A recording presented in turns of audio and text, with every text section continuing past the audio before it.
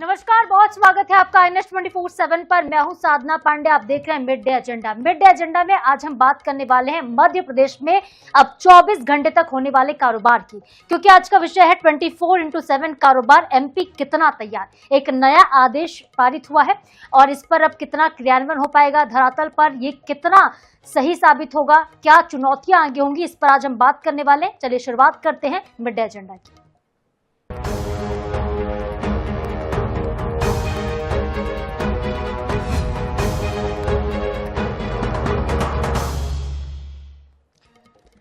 तो मध्य प्रदेश में अब दुकानें, होटल्स, मॉल और अन्य व्यावसायिक प्रतिष्ठान 24 घंटे तक खुले रखने की अनुमति मिल चुकी है। सरकार का कहना है कि इससे कारोबार को बढ़ावा मिलेगा और नाइट इकोनॉमी को भी गति मिलेगी। नए प्रावधानों के तहत कर्मचारियों के काम के घंटों को लेकर भी नियम तय हैं। किसी भी एक कर्मचारी से सप्ताह में 48 घंटे से ज्यादा काम नहीं कराया जा सकेगा। रात की शिफ्ट में काम करने वाले कर्मचारियों, खासतौर पर महिलाओं की सुरक्षा की जिम्मेदारी प्रतिष्ठान संचालक की होगी। इस फैसले से ग्राहकों को देर रात तक खरीदारी करने और दूसरी सेवाओं की सुविधा मिलेगी। कारोबार बढ़ेगा, नए रोजगार के अवसर भी पैदा होंगे। रात में काम करने वाले कर्मचारियों की लेकिन सुरक्षा की जिम्मेदारी जरूर संचालकों की होगी।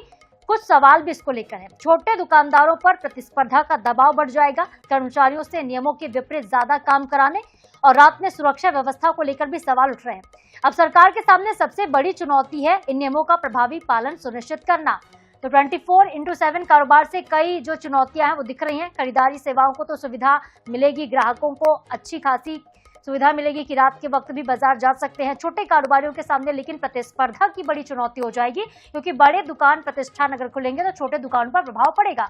24 घंटे कारोबार के साथ ही श्रमिक अधिकारों का पालन करवाना एक बड़ी चुनौती होगी। मध्य प्रदेश में दुकानें, होटल और मॉल अब 24 घंटे तक खुलेंगे और इसको कितना प्रभावी समझा जा रहा है, इसका क्रियान्वयन कितना आसान होगा कि मुश्किलात आएंगी, इस पर ही आज हम ज्यादा चर्चा करने वाले हैं, क्योंकि ये विषय बेहद महत्वपूर्ण है। ये विषय मध्य प्रदेश की आर्थिक गतिविधियों से भी जुड़ा हुआ है, क्योंकि देखिए जाहिर तौर पर अगर कारोबार बढ़ेगा तो व्यापार बढ़ेगा, पैसे ज्यादा आएंगे और लेकिन नाइट कल्चर भी बढ़ेगा। क्योंकि इंदौर को आपको याद करना होगा, इंदौर में ऐसा हुआ था 2022 में पायलट प्रोजेक्ट के तौर पर मॉडल लाया गया था, लेकिन मध्य प्रदेश में शहर तो ऐसा करने वाला इंदौर बन गया, पर इसको ज्यादा देर तक रखा नहीं जा सका, ये क्रियान्वयन प्रभावी नहीं हो सका और फिर 2024 में इसको वापस भी लेना पड़ा इस आदेश को, क्योंकि लगातार नशे के कारोबार बढ़ रहे थे, मामले बढ़ रहे थे, नाइट गतिविधियां बढ़ती जा रही थी। नाइट कल्चर के चलते इंदौर में घटनाएं बढ़ रही थी, महिला सुरक्षा को लेकर सवाल खड़े हो रहे थे और अब यही तमाम सवालात जो है वापस से इस आदेश के बाद आ रहे हैं कि छोटे कारोबार पर कितना प्रभाव पड़ेगा, महिलाओं की सुरक्षा को लेकर कितनी तैयारी है। इसलिए आज का विषय हमने रखा है कि 24/7 कारोबार, तो MP कितना है तैयार।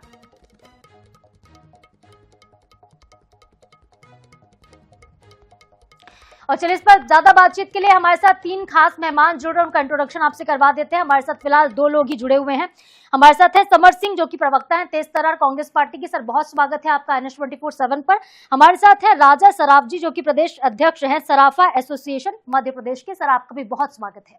सबसे पहले समर सिंह जी, आप ही बताइएगा किस तरह से देख रहे हैं आप इस नए आदेश को कि अब 24 घंटे तक कारोबार खुले रहेंगे, पर इंदौर को भी हमें बार बार हम जिक्र कर रहे हैं, भूलना नहीं चाहिए। इंदौर में हमने पायलट प्रोजेक्ट शुरू तो किया था, पर प्रभावी हो नहीं पाया, धरातल पर वो उतार नहीं पाए जो सोचा था।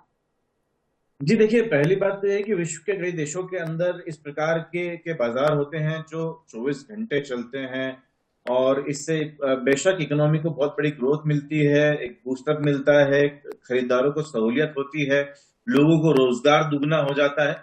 लेकिन समस्या यहाँ पर ये आती है कि जिस पायलट प्रोजेक्ट को आपने चला के इंदौर जैसे महानगर में बंद कर दिया, उसको फिर से चलाने की हिम्मत आप में कहां से आई, क्या सोच थी आपकी इसके पीछे, सरकार को बताना पड़ेगा। सिर्फ जुमलेबाजी करके मोहन जी आ गए, उनको आज लग गया कि ठीक है समोसे कचौरी खा के बहुत बात कर ली हमने इधर उधर की, अब एक काम करते हैं, लोगों को एक झुंझुना पकड़ा देते हैं, 1-2 दिन बात करेंगे, टीवी पे चर्चा करेंगे। लेकिन उसके पीछे क्या उनका कुछ साइंटिफिक उनका या फिर उनका व्यवसायिक कोई इसके ऊपर उन्होंने रिसर्च करी कि किस प्रकार से करेंगे, कब करेंगे, कहाँ पर करेंगे, दतिया, भिंड, मुरैना, जब ग्वालियर इधर करेंगे कि इंदौर, उज्जैन, मध्य प्रदेश के जो विकसित मान लीजिए कि बहुत जो मेट्रो सिटीज है वहां पर करेंगे तो महिलाओं की सुरक्षा की क्या बात रहेगी। जो महिला मध्य प्रदेश के अंदर बलात्कार में नंबर 1 होने जा रहा है जो मध्य प्रदेश, उसमें आप दिन में तो महिलाओं को जो है आप वो नहीं दे रहे। सुबह महिला शौच करने जाती, वहां पर बलात्कार होता, बच्ची दोपहर पढ़ने जाती, वहां पर बलात्कार होता। अब रात की जो गारंटी को मोहन यादव जी खुद लेने वाले, उनसे पूछिए जरा। तो खूब सारी ऐसी चीजें। भारतीय जनता पार्टी की सरकार, मोहन यादव जी की सरकार एक अक्षम सरकार है। पर्ची वाले मुख्यमंत्री जो है अपने मन से जुमले लेकर आते हैं, लेकिन उसका कोई जो है फायदा मध्य प्रदेश की जनता को नहीं हो रहा है। दिन में खरीदने के लिए लोगों के पास जेब में पैसा नहीं है, आप बात कर रात को खरीदने जाएंगे। तो बहुत सारी ऐसी चीजें हैं। और मैं तो कहना चाहूंगा कि पहले भारतीय जनता पार्टी की सरकार, मोहन यादव जी की सरकार ये तय करे कि लोगों की जेबों में कुछ पैसा है, इस प्रकार की योजना बनाए। सिर्फ जुमलेबाजी और हवाई बातें करने से प्रदेश नहीं चलता। हाँ, चलिए ठीक है। समर सिंह जी बने रहिए हमारे साथ, हमें ज्वाइन कर चुके हैं बीजेपी के प्रवक्ता भी हमारे साथ जुड़ गए हैं, विवेक सिन्हा जी। बहुत स्वागत है विवेक जी आपका। विवेक जी, आपका ओपनिंग स्टेटमेंट हम जानना चाहेंगे, क्योंकि हम जिक्र इंदौर का कर रहे हैं कि पायलट प्रोजेक्ट फेल हो गया था, 2024 में बंद करना पड़ा, लेकिन सरकार अब इसे पूरे मध्य प्रदेश के स्तर पर लागू कर रही है। किस तरह से तैयारियां होंगी? जो खामियां हमने देखी थी उसको दूर करने के क्या कुछ प्रयास होंगे? मंशा क्या सरकार की इसके पीछे? जी देखिए, सरकार की मंशा व्यवसाय को बढ़ाना है और बाजारों का उन्नतीकरण करना है। इसको खोलने के से पीछे मंशा ये है कि बाजार उन्नत रहे, बाजारों में रौनक वापस और लौटे। लोग चाहते हैं कि इंदौर जो है और मध्य प्रदेश के भी अन्य शहर जो है वो लगातार व्यवसाय के रूप में काम करें। पहले जरूर पायलट, मैंने समर सिंह जी की बात सुन रहा था, पहले भी पायलट प्रोजेक्ट की कोशिश की गई थी, पर उस समय कुछ कानून व्यवस्था की स्थिति और पुलिस प्रशासन की स्थिति, जो बल चाहिए था उसकी कमी थी थोड़ी। पर वो पर्याप्त बल हमारे पास उपलब्ध है और पर्याप्त रेकी करने के बाद ही इस प्रकार के डिसीजन लिए गए। लेकिन विवेक सिन्हा जी, जो हम देख पा रहे हैं आदेश, जो नियम बन रहे हैं, संशोधन हुआ है, इसमें सब कुछ तो हमने व्यापारियों पर और संस्थान के मालिकों पर डाल दिया। सुरक्षा की जिम्मेदारी उनकी होगी, शिफ्ट संभालने की जिम्मेदारी उनकी होगी, तो प्रभाव तो उन पर पड़ेगा ना। देखिए, मैं आपको स्पष्ट कर दूं कि अगर कोई व्यवसाय कर रहा है और शिफ्ट में उसको जो अगर अग्रिम कर्मचारी एक्स्ट्रा रखने पड़ रहे हैं, तो फिर वो कर्मचारी तो उन्हीं को रखना पड़ेंगे ना। कर्मचारी तो हम उपलब्ध तो आर्थिक प्रभाव भी तो विवेक सिन्हा जी, आर्थिक प्रभाव भी तो व्यापारियों पर पड़ेगा। चलिए, बड़े कारोबारी हैं तो मैनेज कर लेंगे। हमने कोई पुख्ता तो कर ही नहीं दिया भाई। जिसकी अगर लगता है कि मेरा व्यापार 9 बजे के बाद नहीं चलेगा तो वो नहीं चालू करे। हमने कोई किसी को ऐसे में सिन्हा साहब, ऐसे में तो छोटी दुकानें बंद हो जाएंगी उनके पास अगर एम्प्लॉय नहीं होंगे। क्यों बंद होगी? अगर उसको लगता है कि उसका व्यवसाय रात को 10 बजे के बाद चल सकता है तो वो अपने एक एम्प्लॉय के ऊपर 2 एम्प्लॉय के साथ में काम कर सके। हमने ऑलरेडी पहले भी प्रयोग किया था, पहले भी रेस्टोरेंट्स और दूसरे व्यवसाय चालू हुए थे, उसमें उन्होंने अपनी अलग से शिफ्टिंग चालू करी थी। अपने व्यवसाय के प्रॉफिट के हिसाब से लोगों को सुविधा दी है। ये करना नहीं करना उनके हाथ में, कि उनको लगता है कि हाँ या इस समय मेरा व्यवसाय चल सकता है तो वो करेंगे। हमने किसी के ऊपर ये चीज थोपी नहीं है कि इसको करना ही मजबूरी। दूसरी एक और चीज आपको बताना चाहता हूँ कि अगर कोई पायलट प्रोजेक्ट अगर कभी बंद हो गया तो दोबारा चालू नहीं हुआ। एक बात बताइए, जब पोखरण में परीक्षण की बात आई थी और कांग्रेस की सरकार फेल हो गई थी, तो अटल जी की सरकार ने आते इस परीक्षण के परीक्षण को किया कि नहीं किया? तो कहीं भी फेल हो जाना का मतलब पता ही नहीं है कि वो प्रोजेक्ट जो है कभी भी वायबल नहीं सर, ऐसा कुछ नहीं। फिर मतलब हमारा देखिए सवाल यही है, कांग्रेस का भी और जनता की भी सवाल है कि कितने सुधारों के साथ वापस से शुरू होगा, क्योंकि व्यवस्थाएं इस बार पुख्ता होनी चाहिए ताकि पहले की तरह बंद ना करना पड़े। देखिए, पहले भी कुछ था कि पहले के कुछ सुरक्षा और कुछ आर्थिक और कुछ लेबर से रिलेटेड कुछ शिकायतें थी, उनको उस ड्राफ्ट में सुधारा गया है और सुरक्षा के व्यापक इंतजाम किए गए हैं। कम्युनिटी पुलिसिंग की बात की जा रही है। शायद हम लोगों ने कम्युनिटी सीसीटीवी फुटेज की भी बात करी है कि लोग सीसीटीवी फुटेज के जो फीड्स हैं वो कम्युनिटी पुलिसिंग के थ्रू सब जगह उपलब्ध हों। और जो है पहले जो प्रॉब्लम आई थी, जो समस्याएं देखी थी, उन समस्याओं को दूर करके ही इसको आगे हमने बढ़ाया है। चलिए विवेक जी, कितना व्यवहारिक ये है, मैं वापस आऊंगी आपके पास और कुछ आपराधिक आंकड़े भी मध्य प्रदेश के रखूंगी, लेकिन फिलहाल मैं आऊंगी समर जी आपके पास भी। ओपनिंग स्टेटमेंट लेंगे राजा सराफ जी का। राजा जी, आप कितना व्यवहारिक मानते हैं, इसे धरातल पर उतारना कितना आसान होगा और छोटे कारोबारियों पर अगर हम देखें तो कितना प्रभाव पड़ेगा? निश्चित रूप से जो पहले शुरू हुआ था और बंद हुआ, उसके बाद मध्य प्रदेश सराफा एसोसिएशन ने कई बार सरकार से पत्राचार के माध्यम से वापस शुरू करने की मांग की थी कि मध्य प्रदेश में 24 घंटे व्यापार शुरू हो, लेकिन उसके साथ हमने सुरक्षा की दृष्टि से कुछ सुझाव भी दिए थे। हमने बोला था पूरा शहर या पूरे महानगर ना खोले जाएं, माल हो या कुछ ऐसे बाजार चिन्हित किया जाए जहां चूंकि पुलिस बल हमारे पास कम है तो सुरक्षा की महत्वपूर्ण। जैसे मैं सराफा की बात करूं, सराफा एसोसिएशन का प्रदेश अध्यक्ष हूं, हमने अपने 4-5 महानगरों में जब हमने 24 घंटे व्यापार खोलने की बात की थी तो हमने सुरक्षा की गारंटी खुद ली दी थी कि सराफा एसोसिएशन अपनी सुरक्षा खुद करेगा अपने प्राइवेट गार्ड लगाकर, जैसे माल वगैरह में है वो प्राइवेट गार्ड लगाकर सुरक्षा की व्यवस्था करते हैं, ऐसे बाजार चिन्हित करके हमें उनको 24 घंटे खोलने की हमने सुझाव दिया था अपने पत्र के माध्यम से। मैं आज आपके माध्यम से पुनः सरकार से अपील करता हूं कि अगर वो 5 महानगर में 24 घंटे व्यापार खोलने की बात कर रहे हैं तो पूरे महानगर न खोलें। कुछ कुछ क्षेत्र जहां हम व्यापारियों को और विशेषकर महिलाओं को, चूंकि सराफा बाजार में मोस्टली महिलाएं खरीदार आती हैं, तो उनकी सुरक्षा को प्राथमिकता देते हुए हम व्यापार और क्षेत्र चिन्हित करें। निश्चित रूप से अगर हम ऐसा करते हैं तो हम जो पिछले बार जो बंद हुआ था इसको कंटिन्यू कर पाएंगे और हम इसको प्रैक्टिकल के रूप में कुछ क्षेत्र को 24 घंटे के लिए खोलेंगे तो निश्चित रूप से सफल होंगे और हमारा व्यापार बढ़ेगा। और निश्चित रूप से हमारा व्यापार बढ़ेगा तो हमारा व्यापारी प्रसन्न होगा। ये घोषणा स्वागत योग्य है। सर, तो जिस तरह से अभी नियम लागू किए गए पूरे मध्य प्रदेश के संदर्भ में ये नियम है, इसको आप व्यवहारिक मानते हैं? क्योंकि आप कह रहे हैं कुछ सिर्फ महानगरों में पहले टेस्टिंग होनी चाहिए थी।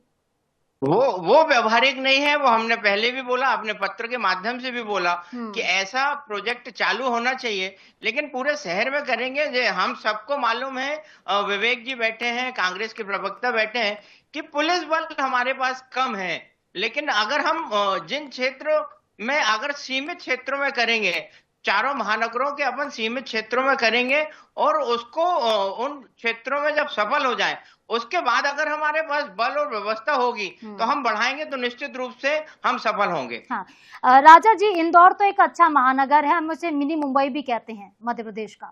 इंदौर में पायलट प्रोजेक्ट फेल हो गया था, सुरक्षा को लेकर सवाल उठे थे। खासतौर पर अगर आंकड़े हम देखें तो नकबजनी के मामले और सामान्य चोरी के मामलों में 12 से 13% तक की बढ़ोतरी हुई है। भोपाल, इंदौर जैसे अच्छे शहरों में, मतलब यहाँ की भी स्थिति ठीक नहीं है, दूसरे शहरों की तो बात ही छोड़ दीजिए। अब देखिए, आप इंदौर की बात कर रहे हैं, हमारे इंदौर में सराफा बाजार में रात को 2 बजे तक चौपाटी चलती है और उसमें पूरे फैमिली के साथ लोग आते हैं सुरक्षित देकर और वो पूरा आनंद लेकर घर वापस जाते हैं। वो आप उदाहरण है इंदौर की चौपाटी। इसलिए हमने अपने पत्राचार के माध्यम से बोला था कि पूरे शहर न खोलें, सीमित क्षेत्र खोलें जहां हम सुरक्षा की गारंटी ले सकें, जहां हम व्यापारियों के साथ महिलाओं को सुरक्षा प्रदान कर सकें, ऐसे क्षेत्रों को खोलना पड़ेगा। इंदौर चौपाटी बहुत बड़ा उदाहरण है। हाँ, ठीक है। सुना आपने विवेक सिन्हा जी, सराफा एसोसिएशन भी इस बारे में कह रहा है कि अभी पूरे मध्य प्रदेश में ना लागू किया जाए बल्कि कुछ शहरों में फिर से ट्रायल लिया जाए। देखिए, ट्रायल के समय हमने पहले भी इंदौर में ट्रायल किया था। उस समय ट्रायल के समय में जो भी त्रुटियां समझ में आई थी उन त्रुटियों को सुधारने के बाद ही ये डिसीजन लिया है। बार बार ट्रायल करने से कुछ होता नहीं है। एक बार जब आप करेंगे वही तो फिर आपको अनुभव कब आएगा? कुछ करने के बाद अनुभव आएगा। अब आज अगर हम इसको ओपन करते हैं और जैसे मैंने कहा कि जिनको अगर ऐसा लगता है कि हमारा व्यवसाय इस समय सुरक्षित नहीं है या ऐसा इस समय हम इसको करने के लिए सक्षम नहीं है, हमारे पास मैन पावर का इश्यू है, हमारे पास सिक्योरिटी का इश्यू है, तो वो व्यापारी बिल्कुल स्वतंत्र है। हमने किसी को भी इसके अंदर समाहित नहीं किया है कि आपको करना अनिवार्य है। मैं पहले भी बोल रहा हूँ कि जैसे इंदौर में सराफा है, हमारा रात को 2:30-3 बजे तक सराफा है, और इंदौर सराफा नहीं बोल रहा हूँ, इंदौर एक ऐसा शहर है जहां रात भर आपको खाने पीने की सामग्रियां या दूसरी चीजें उपलब्ध हो सकती हैं। तो जब इंदौर के अंदर ऑलरेडी हम इस चीजों को हम देखते आ रहे हैं कि हम ये विषय कर पा रहे हैं और जो कानून व्यवस्था की जो आवश्यकता है कमिश्नरी लागू होने के बाद से हमारे पास अभी पुलिस बल भी थोड़ा पर्याप्त है और जो सुरक्षा व्यवस्था की आवश्यकता है सरकार ने उसको पूरी संज्ञान लेने के बाद ही इस टाइप का फैसला लिया है। और क्योंकि इंदौर अब आर्थिक राजधानी भी है और मध्य प्रदेश में मेट्रोपॉलिटन रीजन भी चालू हो रहा है, तो जल्दी मेट्रोपॉलिटन रीजन चालू होगा तो लोगों की आदतों को भी मेट्रोपॉलिटन जैसा होना चाहिए। आप देख सकते हैं दिल्ली रात भर, ऑलमोस्ट दिल्ली भी रात भर कहीं ना कहीं उपलब्धता रहती है दिल्ली में भी। कोई विवेक सिन्हा जी, दिल्ली में तो छोड़िए, इंदौर में भी रात भर पब खुले रहते हैं, बार खुले रहते हैं। हमने देखा है नशे में धुत होकर लोग कैसे हंगामे किया करते थे, कितना होल्डम हुआ है रातों में। घटनाएं सामने आती है, छुटपुट घटनाएं बीच बीच में आती है, उसके ऊपर संज्ञान भी लिया जाता है और उस पर कड़ी कार्रवाई भी की जाती है। कई बार पब सील भी किए गए हैं। पर इस प्रकार की घटनाओं से हम ये ऐसा हम 100% जनता के ऊपर 1% घटनाओं के कारण किसी प्रकार का हम रिस्ट्रिक्शन नहीं लगाना चाहते और ये पब्लिक की ही डिमांड थी और जनता का ही जनता की डिमांड के बाद ही इस प्रकार के फैसले लिए। जैसे सराफा एसोसिएशन के राजा सराफ जी हैं, इन लोगों ने खुद ने मुख्यमंत्री जी से डिमांड करी थी कि मध्य प्रदेश के अंदर और इंदौर के अंदर, अब इंदौर के अंदर करके, भोपाल के अंदर करके हम दूसरे शहरों के साथ भेदभाव क्यों करें? भाई आप सब अपने हिसाब से अपना अपना व्यवसाय करिए। मुख्यमंत्री जी ने उनको छूट दी है। कानून व्यवस्था की जिम्मेदारी हमारी, बाकी व्यवस्था की जिम्मेदारी हमारी है, हम उसमें कर रहे हैं। हमने बोला कि कम्युनिटी पुलिसिंग होगी उसके अंदर सीसीटीवी कैमरों के अंदर हमने बोला है कि आपको जो करना है, अगर तो आपकी दुकान के सामने आप हाई रेजोल्यूशन अच्छे नाइट विजन के कैमरे लगाएं जिसमें साउंड भी आए, तो अब क्या होगा कि लोग, अपराधी भी डरते हैं उनसे कुछ करने के लिए। लेकिन साहब जिनका बजट नहीं है, जो छोटे दुकानदार हैं, विवेक सिन्हा जी, व्यवहारिकता के तौर पर मैं सिर्फ आपसे सवाल पूछ रही हूँ कि दो दुकानें आसपास, एक के पास बहुत पैसा है, दूसरे के पास नहीं है, वो चाहता है कारोबार बढ़ाना, दूसरा दुकानदार पैसे वाला है, सीसीटीवी कैमरा लगा लेगा, 4 कर्मचारी भी रख लेगा, उसके पास है उतने पैसे, वो कर लेगा। लेकिन जो छोटा दुकानदार है वो तो प्रभावित होगा ना, क्योंकि उसके पास ना एम्प्लॉय है ना पैसा है, वो बंद रखेगा अगर दुकानों को, वो कैसे अपना खर्च वहन करेगा? फिर तो कंपटीशन की जो भावना है वो भी खत्म होने लगेगी। हमने तो उसको छूट दी है। मेरी बात सुनिए, आप फिर उस विषय को अलग तरीके से लेके जा रहे हैं। सीसीटीवी कैमरा आज की तारीख में 7-8 हजार रुपए में लग जाता है, एक कैमरा, अच्छा कैमरा है ना, 7-8 हजार रुपए में बहुत अच्छा कैमरा लग जाता है। दूसरी चीज मैं बात करूं कि छोटे व्यापारियों की बात करें कि छोटा व्यापारी क्यों नहीं कर पाएगा? अगर छोटा व्यापारी का व्यवसाय उस लेवल का है कि जिसमें रात में उसकी दुकान चल सकती है, उसका धंधा उपलब्ध होगा, व्यवसाय होगा, तो वो अपना एम्प्लॉय बढ़ाएगा। अगर उसको फिजिबिलिटी सर्वे में नहीं लगता है कि यार मेरा एबिटे पॉजिटिव नहीं आ रहा है बिजनेस में, कि रात को व्यवसाय करने से मेरे को कोई फायदा नहीं है, तो वो अपना ना करे। अगर उसको लगता है कि हाँ मेरा ऐसा प्रोडक्ट है, मैं जो प्रोडक्ट बेच रहा हूँ रात को बिक सकता है, तो वो अपना बेचेगा। हमने उसको एक नियम कानून में छूट दी है, जो गुमास्ता कानून है उसके अंतर्गत हमने छूट दी है कि वो रात को करे। अगर उसको फिजिबल नहीं है कि यार नहीं यार मेरा व्यवसाय तो रात को चलेगा ही नहीं, मेरे तो 4 ग्राहक भी नहीं आएंगे रात भर में, मेरा जिस प्रकार का विषय वस्तु में बेचता हूँ उसके लिए रात को कौन आएगा? चलो ठीक है, नहीं आएगा तो वो नहीं करे। पर जो ऐसे दुकानदार हैं जिनको लगता है कि उसका सामान जो वो बेच रहे हैं वो रात को बिक सकता है, तो वो बेचना चाहिए उनको। और तो इसमें तो हमने गुमास्ता कानून में छूट दी कि आप रात भर चालू रखें। चलिए ठीक है, समर सिंह जी कुछ कह रहे हैं, समर सिंह जी कुछ कह रहे हैं जी। मैं भारतीय जनता पार्टी के प्रवक्ता महोदय से जानना चाहता हूं कि वो क्या सामान होगा या कौन सी दुकानें होंगी जो कि आपकी सरकार के जो बुद्धि है उसके हिसाब से रात को खुली होनी चाहिए। देखिए मैं आपको स्पष्ट कर दूं कि जो सामान है वो डिसीजन दुकानदारों का है। मैं बोल रहा हूँ वो एक दुकान तो एक आप देखिए आप सरकार चला रहे हैं, आपका क्वेश्चन नहीं है, ये वैलिड इसलिए नहीं है, ये वैलिड इसलिए नहीं है कि एक जनरल स्टोर के अंदर कम से कम 150-2 हजार प्रकार के सामान बिकते हैं। अगर उसकी फिजिबिलिटी होगी तो बेचेगा। सिन्हा जी थोड़ा सा उसको इत्मीनान से सुनिए कि क्या आपकी सरकार को क्या लगता है कौन सा सामान जो है वो रात को बिकेगा? दवाइयां मान ली, दूध, बच्चों के दूध से जो सीरियल्स हो गए ये मान लिया हमने, ठीक है, खाने पीने का, और क्या होगा इसके अलावा? देखिए मॉल्स हैं, रात को लोग आते हैं, जाओगे, लेट नाइट की ट्रेनें आती है, लेट नाइट की फ्लाइट्स आती हैं, लोग आना जाना करते हैं, रात को घूमना पसंद करते हैं 2 बजे तक। देखिए हर शहर की अपनी तासीर है, जिस शहर में जिसका करना, हमने व्यवसाय स्वतंत्रता दी है, हमने किसी को भी फाउंडेशन नहीं दिया है। मैं वही पूछ रहा हूँ कि आपकी सरकार जो है वो किसानों के बारे में नहीं सोच रही, बेरोजगारों के बारे में नहीं सोच रही, युवाओं के बारे में नहीं सोच रही, और जो भी जब भी सोचते हैं तो ऐसे बकवास आइडिया लेके आते हैं आप लोग। मतलब क्या है इसमें, समझाइए ना। खाने पीने की चीज तो जोमेटो से रात को 2 बजे में आपको खिलवा दूंगा, ठीक है। कुछ सामान चाहिए तो 2 बजे तक ब्लिंकिट आपको दिलवा देंगे, उसके अंदर बनियान आ जाएगी, चप्पल आ जाएंगे, अंडरगारमेंट्स आ जाएंगे, जरूरी सामान आपका आ जाएगा, नेल कटर जैसी छोटी मोटी चीजें, सब कुछ आ जाएगा। आपकी सरकार सोच क्या रही है वो बताइए थोड़ा जनता को। क्या दिमाग कौन सोच रहा है? मतलब इतना दुर्बुद्धि कौन हो सकता है जो 4-4 लोगों को यहाँ पर बिठा के हम लोग डिबेट कर रहे हैं इस विषय के ऊपर कि क्या कौन सी दुकान खुलेगी? हमको दुकानों के नाम तो बताइए। ये तय करना समर सिंह जी, विषय जनता से जुड़ा है, व्यापारियों से जुड़ा है, मध्य प्रदेश का महत्वपूर्ण विषय है। समर सिंह जी, कारोबार भी बढ़ेगा, इससे भी आप डिनाई नहीं कर सकते कि अगर समर सिंह जी, लेकिन आपका ये कहना बिल्कुल गलत है कि इस विषय पर हम चर्चा करें, विषय वाजिब है तभी हम बात कर रहे हैं। चर्चा मैम, मैं चाहता हूँ कि हर विषय पे चर्चा हो, हर विषय पे चर्चा, लेकिन इससे कई गंभीर और महत्वपूर्ण मुद्दे हैं जिनके ऊपर चर्चा होना जरूरी है। मैं सरकार से सवाल पूछ रहा हूँ साधना जी आपके माध्यम से, अगर हम विषय की बात कर रहे हैं कितनी जीडीपी। अच्छा विवेक जी एक लाइन बोलने दीजिए कि आपको क्या लगता है कि इसमें हमारे मध्य प्रदेश की जीडीपी में कितना इजाफा होगा, कितने लोगों को रोजगार मिलेगा, कितने नए व्यवसाय खुलेंगे? ऐसा कुछ आपने बनाया है बनाए, सरकार लोगों के सामने रखिए आप। मैं आपको जवाब देता हूँ। ऐसा है समर सिंह जी, अगर एक आदमी को भी रोजगार मिलेगा ना और 1% भी जीडीपी बढ़ती है तो वो एक उपलब्धि होगी, 1% जीडीपी भी बढ़ती है। दूसरी चीज तो दे सकते हैं आप लोग, हम लोगों ने लोगों को व्यावसायिक स्वतंत्रता दी है। हमने किसी के ऊपर फांसी का फंदा नहीं लगाया कि आपको धंधा करना ही पड़ेगा रात भर। भैया हमने फैसला लिया है तो आप व्यापार खोलो ही। भाई रीवा में अगर नहीं किसी में तो रीवा के लोग नहीं खोलेंगे, जिसको किसी में वो खोलेंगे। हमने नियम कानून में संशोधन किया, हमने किसी के ऊपर तलवार नहीं लगा दी कि भैया आपको अब तो हमने कानून खोल दिया तो आपको दुकान खोलनी पड़ेगी। सरकार ने कुछ सोचा है, रोजगार मिलेगा, रोजगार 100% मिलेगा। जब ये जो बड़े मॉल्स हैं, बड़े शोरूम्स हैं, जब इनके अंदर नाइट ड्यूटी के लिए लोग रखे जाएंगे तो उनको एक्स्ट्रा एम्प्लॉयमेंट की जरूरत पड़ेगी। तो मेरा ऐसा मानना है कि अगर 10% एम्प्लॉयमेंट बढ़ेगा ना तो मध्य प्रदेश के अंदर एम्प्लॉयमेंट बढ़ेगा। तो कोई चीज हमेशा पॉजिटिव ही उसका देखा जाता है। अगर आप नकारात्मकता देखेंगे तो किसान कल्याण की बात करेंगे तो किसानों के लिए भी मध्य प्रदेश सरकार काम कर रही है, छात्रों के लिए भी काम कर रही है, रोजगार के लिए भी काम कर रही है। देखिए समर सिंह जी काफी बदलाव किए जी। नहीं बिल्कुल विवेक सिन्हा जी, समर सिंह जी दोनों अपनी डिबेट की शुरुआत में ये कहा था कि बहुत महत्वपूर्ण है, ऐसे कई देशों के अंदर हो रहा है। इससे बेशक जो है हमारी जीडीपी को, हमारे व्यवसाय को बढ़त मिलती है, लोगों को सुविधाएं होती है। लेकिन मैं चाहता हूं कि सरकार ये बताए कि इन्होंने कुछ स्टडी करी कि सिर्फ दिमाग में कोई ख्याल आया और बोल दिया मंच पे जाकर।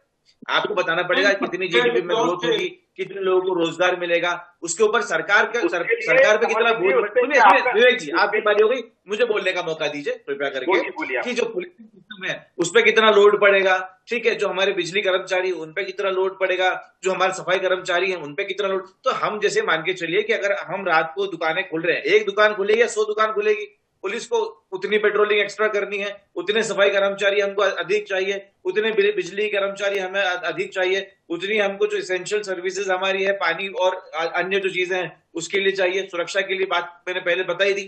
तो मान लीजिए एक दुकान खुली, उसके लिए पूरा महकमा लग गया। एक स्टडी होनी चाहिए। समर सिंह जी आपके सभी सवाल बहुत व्यवहारिक हैं क्योंकि जमीनी स्तर पर यही सब चीजें दिखेंगी। विवेक सिन्हा जी आप भी बने हमारे साथ, क्या हमारे साथ सराफा एसोसिएशन के अध्यक्ष आप सुन पा रहे हैं हमें? राजा जी शायद वो जा चुके हैं। तो बीजेपी के साथ ही मैं क्लोजिंग स्टेटमेंट लूंगी। सर सारे सवालों का जो समराइज करिएगा बहुत कम शब्दों में कि जो भी मानक इन्होंने बताए हैं सब पर अब खड़े उतरेंगे आप लोग, ऐसा तो नहीं कि फिर से बंद करना पड़ेगा? देखिए मैं आपको बता दूं कि साधना जी ये जो विषय है ये एक सकारात्मक कदम है व्यवसाय को बढ़ाने के लिए। इस सकारात्मक कदम से अगर मध्य प्रदेश की जीडीपी में 0.10% भी अगर फर्क पड़ता है तो ये बड़ा फर्क पड़ेगा और ये की शुरुआत है। हमने ये प्रैक्टिकल करने के लिए नहीं किया, प्रैक्टिकल ऑलरेडी कर चुके हैं। हमने देखा, हमको डिमांड थी, लोगों की डिमांड थी। सिन्हा साहब आप समझ ही तो नहीं रहे, जो प्रैक्टिकल फेल हो जाता है, जो प्रैक्टिकल जो ट्रायल ही फेल हो जाए उसको ट्रायल थोड़े माना जाता है। देखिए परीक्षा के अंदर अगर कोई विषय में फेल हो गए तो दोबारा तैयारी करके उसकी स्टडी की जा सकती है। हमने अगर पहले दोबारा परीक्षा होती है ना, दूसरे क्लास में जाके दूसरे क्लास का एग्जाम नहीं दिया जाता है। ठीक है सिन्हा साहब, देखते हैं जमीन स्तर पर आपका ये जो आदेश है कितना कारगर होता है। बहुत शुक्रिया आपका हमारे साथ जुड़ने के लिए, इस विषय पर बातचीत के लिए। तो देखिए बहस से तस्वीर बिल्कुल साफ है कि 2026 में अगर आप 24 घंटे 7 दिन कारोबार करते हैं तो अवसर तो जरूर बनेंगे, लेकिन इसकी सफलता इस बात पर भी निर्भर करेगी कि व्यापार के साथ कर्मचारी का अधिकार और उसकी सुरक्षा का कितना ध्यान रखा जाता है। क्योंकि बाजार 24 घंटे खुले रहेंगे लेकिन काम करने वालों के हक और सुरक्षा में कोई कमी नहीं आनी चाहिए। इसी सवाल के साथ आज की डिबेट में इतना है। नमस्कार।